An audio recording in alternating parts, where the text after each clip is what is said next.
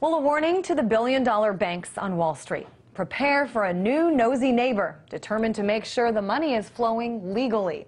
A major economic crimes bureau has been created in the heart of New York City to fight against financial crimes. RT's Marina Portnaya joins us live from our New York bureau. Marina, let's talk about this crimes bureau. Who specifically will this be targeting? Hi, Christine. Well, according to Manhattan's district attorney who made this announcement, this Crimes Bureau will be focusing on security and mortgage fraud, online fraud, stock schemes, money laundering, and any kind of financing that could possibly be going towards groups that the U.S. has considered and labeled terrorists. Now, this is basically being considered more of a sheriffing and policing of Wall Street to make sure that all the money flowing through there and the money that is being made, it is being done legally. Now, the U.S. federal prosecutor Richard Weber will be leading this bureau. There will be approximately 60 investigators and 30 to 35 lawyers that will keep their eyes on Wall Street, on the banks, and will make sure that all the rules are being followed and that nothing like what took place leading up to the recession of the meltdown of 2008 would ever happen again. And Marina, we've seen both the president and several other lawmakers trying to do things to make the public trust again, to make everyone feel comfortable. But considering so many other powerful economic regulators failed to prevent the economic crimes in the past years, will this announcement realistically bring this feeling of protection that they want? Well, you know, Christine, that's a really interesting question because I was just speaking with an economic expert a little while ago asking him his take on this.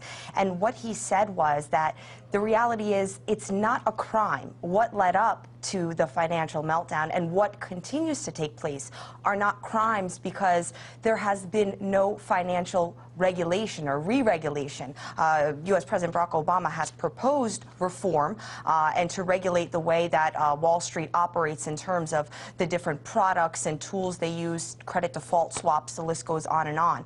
But nothing has changed. No rules have been put in place. So essentially, their crimes, according to economic experts, are not really being committed. Wall Street is operating the way they want to because they are being allowed to operate they want to. And in order for things to change, in order for another meltdown not to take place, most experts believe that financial reform is what's needed, not these bureaus and sub-bureaus and sidebars of bureaus and, you know, all these different offices. Because, you know, you could have as many investigators as you want. Unless there's action, nothing will change. And we think, too, not just about the public, but we also think about some of these investors, people who put not only their trust, but their money. Talk a little bit about, we're hearing that investors are starting to take matters into their own hands. Talk a little bit about what you're hearing there. Absolutely. We've heard of shareholders of some of these banks suing the banks for deception and fraud. But the most recent case that is taking the headlines by storm is the one of billionaire Len Blavatnik. He is suing J.P. Morgan Chase. He says that they mismanaged his money, causing him to lose approximately $98 million. Mr. Blavatnik says that they were investing twice as much of his money than they were really allowed to. Now, this is the first litigation he says that he's initiated, and it only comes after months and months of trying to reach some type of settlement. Now, we should mention, in the wake of this financial meltdown, $1.7 trillion had disappeared. J.P. Morgan Chase says Mr. Blavatnik's money was lost due to the markets, but he doesn't believe that's the case. The 52-year-old, you know, self-made Ukrainian-born billionaire is now taking matters into his own hands. And if he wins this case, it could set off a quick pattern of other cases to follow. So we'll have to wait and see. All right, Marina Portnaya, thanks so much, joining us live from our New York studio.